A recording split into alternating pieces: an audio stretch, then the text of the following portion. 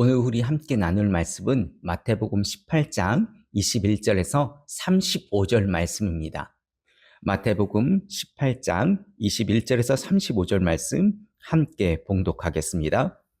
그때에 베드로가 나와 이르되 주여 형제가 내게 죄를 범하면 몇 번이나 용서하여 주리이까? 7번까지 하오리이까? 예수께서 이르시되 내게 이르노니 7번뿐만 아니라 7번을 70번까지라도 할지니라. 그러므로 천국은 그 종들과 결산하려 하던 어떤 임금과 같으니 결산할 때에 10,000달란트 빚진 자 하나를 데려오매 갚을 것이 없는지라. 주인이 명하여 그의 몸과 아내와 자식들과 모든 소유를 다 팔아 갚게 하라 하리.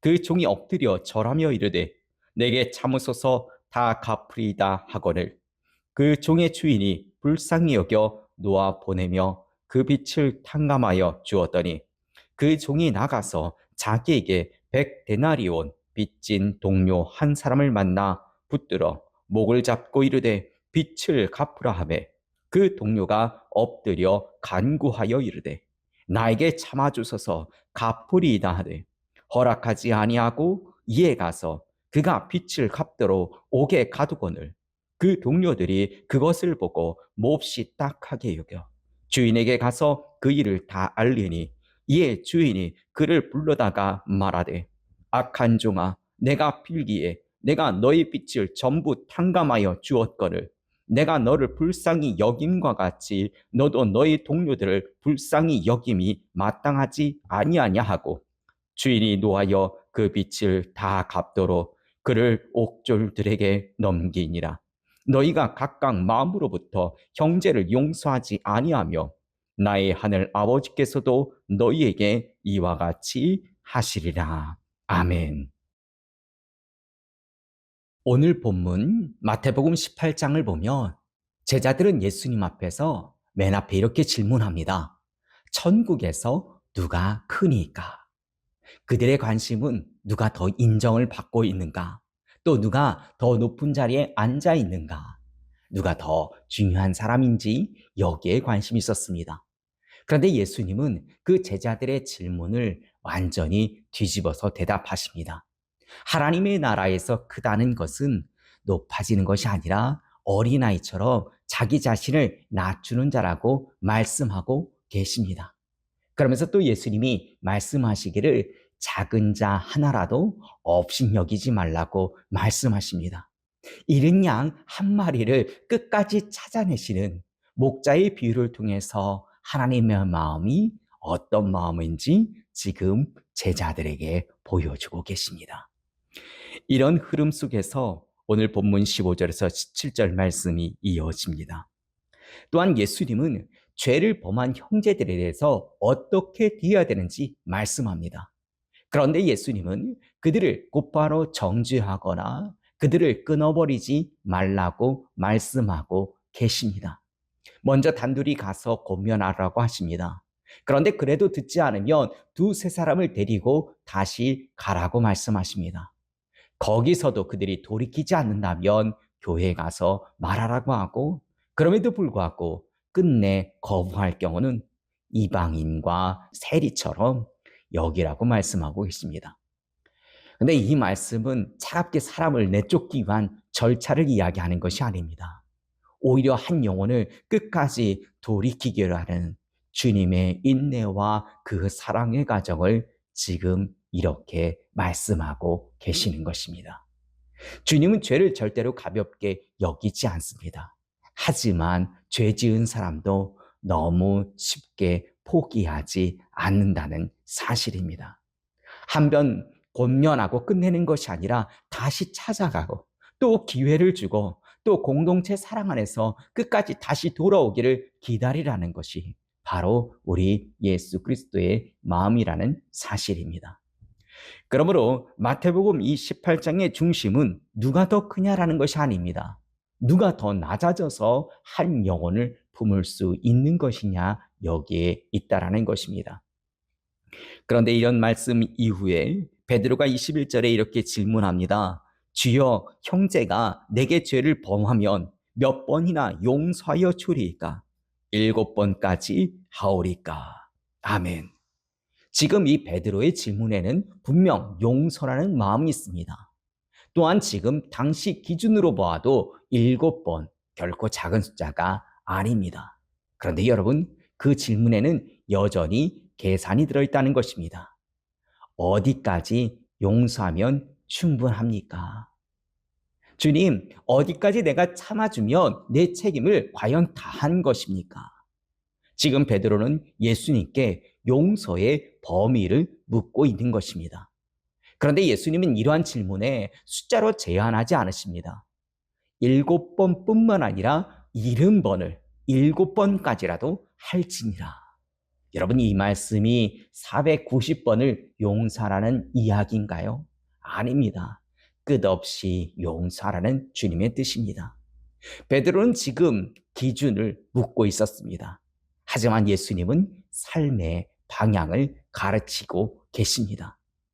베드로는 지금 앞에 있었던 예수님의 말씀의 의미가 무엇인지 잘 몰랐던 것 같습니다. 주님의 말씀의 취지는 회복의 길입니다. 그런데 베드로는 그것을 과연 몇 번까지 참아 주어야 하는가란 그런 문제로 받아들였다는 것입니다. 예수님은 베드로의 질문을 그대로 받아들이지 않습니다. 말씀하시기를 7번뿐만 아니라 7번을 70번까지라도 할지니라 라고 이야기합니다. 490번을 용서하라는 것이 아닙니다. 끝까지 용서하라. 용서의 숫자를 세지 말라고 지금 예수님은 말씀하고 계십니다. 주님이 많이 참으라는 정도가 말씀하는 것이 아니라 하나님께 용서받은 사람답게 끊임없이 용서하는 삶을 살라고 지금 제자 베드로에게 말씀하고 계십니다. 베드로는 삶의 기준을 물었지만 예수님은 존재의 변화를 요구하고 계신 것입니다. 예수님은 베드로의 질문에 또 긴 비유로 대답하십니다. 천국은 그 종들과 결산하려 하던 어떤 임금과 같으니. 아멘. 예수님께서 갑자기 천국의 이야기를 꺼내는 이유는 분명합니다. 지금 처음부터 이 장 전체가 천국의 질서에 대한 말씀을 하고 있기 때문에 그렇습니다. 그러자 제자들은 천국에서 누가 더 큰 자입니까? 라고 지금 질문했습니다. 예수님은 천국은 높아지려는 자들의 것이 아니라 낮아지려는 자들의 나라라고 말씀하십니다. 그리고 이제 천국 백성은 어떤 마음으로 용서해 주어야 하는가? 여기에 대해서 말씀하고 계십니다. 지금 말씀해 보면 비유 속에 한 종이 임금에게 1만 달란트를 빚졌습니다. 이 금액은 도저히 갚을 수 있는 금액이 아닙니다. 단순히 큰 빚이 아니라 자신의 힘으로는 절대 해결할 수 없는 엄청난 빚입니다. 이것은 하나님 앞에 선 우리의 죄를 의미합니다. 우리는 하나님께 작은 실수 몇 가지를 한 존재가 아닙니다. 우리는 하나님 없이 살았고 하나님보다 세상을 더 사랑했고 하나님을 외면한 채 자기 뜻대로 살던 자였습니다. 겉으로는 점잖아 보일지라도 그 마음속 깊은 곳에서는 교만과 미움과 욕심과 냉철함이 가득했던 존재가 바로 여러분과 저입니다. 성경은 말하듯이 의인은 없나니 하나도 없다라고 말씀하는 것이 바로 오늘 우리의 모습입니다. 문제는 우리가 죄인이라는 사실입니다. 이 비유의 핵심은 그 사실을 자각하는 것입니다. 내가 하나님 앞에서 도저히 갚을 수 없는 빚진 자라는 사실을 깨닫지 못하면 우리는 결코 다른 사람을 용서할 수 없다라는 것입니다.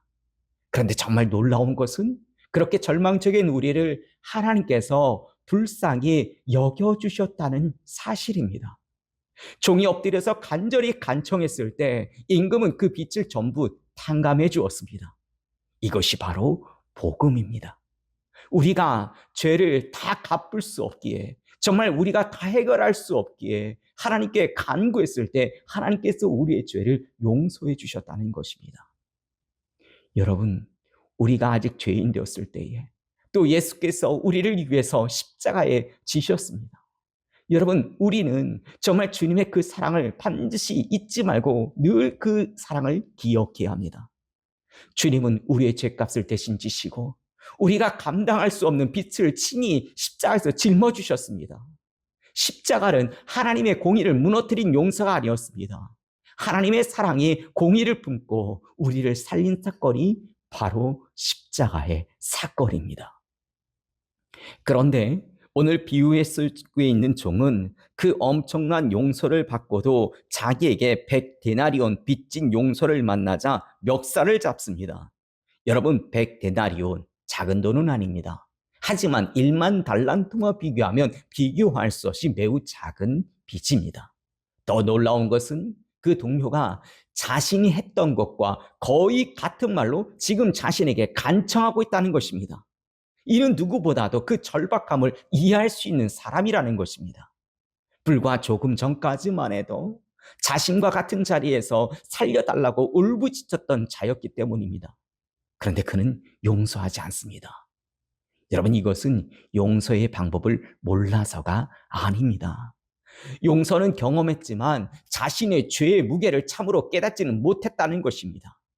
여러분, 여기에 이 비유의 핵심이 기록되어 있습니다. 예수님은 비유에서 가장 중요한 것은 자각이라고 말씀하십니다.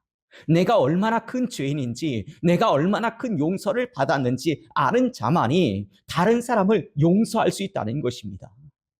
자기 죄를 가볍게 보는 사람은 남의 죄를 크게 봅니다. 그러나 자기 죄가 십자가 앞에서 얼마나 무서운 것이었는지 아는 사람은 다른 사람을 함부로 정죄하지 못한다는 것입니다. 그래서 예수님은 마지막에 정말 무섭고도 분명한 말씀을 하십니다. 우리 마태복음 18장 35절 말씀, 마태복음 18장 35절 말씀 함께 봉독하겠습니다. 너희가 각각 마음으로부터 형제를 용서하지 아니하면 나의 하늘 아버지께서도 너희에게 이와 같이 하시리라. 아멘.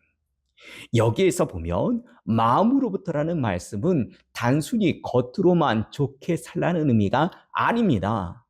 감정만 진실하면 된다는 그런 의미도 아닙니다. 성경에서 이 마음은 인간 존재의 중심입니다. 생각과 감정과 의지와 방향이 만나는 곳이 바로 마음입니다. 그러므로 지금 주님께서 말씀하시기를 마음으로부터 용서하라는 말씀은 억지 행동을 조금 더 진실하게 하라는 요구가 아닙니다. 하나님의 은혜가 너의 존재의 중심을 바꾸어서 이제는 용서하는 사람으로 살라는 하나님의 거룩한 부르심이라는 사실입니다. 베드로는 몇 번까지 용서해야 합니까? 라고 질문했습니다. 그러나 예수님은 몇 번의 문제가 아니라 어떤 사람이 되었는가, 여기에 대해서 지금 이야기하고 계시는 것입니다. 용서는 단지 애써서 하는 행동이 아닙니다. 은혜로 변화된 그 마음에서 나오는 열매입니다. 참으로 거듭난 사람은 자기 연약함을 알게 됩니다. 가까운 가족도 온전히 사랑하지 못하는 자기 자신을 발견한다는 사실입니다. 교회 안에서 형제를 품지 못하는 차가운 마음을 발견하게 되는 것입니다. 그때 사람은 절망하는 것이 아니라 십자가 앞으로 나가게 됩니다. 주님, 나는 용서받지 않고는 살 수 없는 사람입니다. 나는 주님의 사랑이 정말 간절히 필요한 사람입니다. 이 고백이 있는 사람만이 다른 일을 불쌍히 여길 수 있다는 사실입니다. 그러므로 우리가 형제를 용서해야 되는 이유는 단지 예수님의 명령을 지키기 위함이 아니라는 것입니다. 우리가 이미 상상할 수 없는 용서를 받았기 때문에, 말로 다할 수 없는 은혜를 입었기 때문에, 예수 그리스도께서 우리를 먼저 용서하여 주셨기 때문에 우리가 용서해야 하는 것입니다. 여러분, 우리가 용서할 만한 사람들이어서 아닙니다. 우리가 용서받을 만한 사람들이 아니어서 합니다. 여러분, 우리가 아직 죄인 되었을 때 그리스도께서 우리를 위해서 죽으셨다는 사실을 우리는 꼭 기억해야 됩니다. 그런데 주님은 우리의 죄만 산 것이 아닙니다. 우리의 굳은 마음을 깨뜨려 주셨습니다. 숨은 교만을 드러내셨습니다. 차가운 중심을 찔러 여셨습니다. 그리고 성령님으로 우리를 새롭게 하여 주셨습니다. 사랑하는 여러분, 주님은 오늘 우리에게 단지 참아라, 그냥 넘어가라 이렇게 말씀하고 계시는 것이 아닙니다. 먼저 십자가 앞에 서라고 말씀하십니다. 내가 얼마나 큰 밑을 탕감받았는지 보라고 말씀하십니다. 내가 하나님으로부터 얼마나 큰 자비를 입었는지 생각해 보라고 말씀하고 계십니다. 그리고 그 은혜를 입은 자답게 형제를 대하라고 말씀하십니다. 우리를 먼저 용서하신 분은 바로 예수 그리스도이십니다. 주님은 우리의 죄만 해결해 주신 것이 아닙니다. 우리의 굳은 마음을 깨뜨려 주셨습니다. 우리의 숨은 교만을 드러내 주셨습니다. 우리의 차가운 중심을 찔러 여셨습니다. 그리고 새롭게 하여 주셨습니다. 여러분, 이것은 예수님의 명령이 아니라 은혜 입은 자가 걸어야 할 길입니다. 십자가를 앓은 자만이 맺을 수 있는 귀한 열매입니다. 그러니 여러분, 더 이상 형제를 업신여기지 않기를 소원합니다. 마음에 오래 쌓아두지 않기를 간절히 바랍니다. 정죄하는 자리에 여러분 머물지 않기를 바랍니다.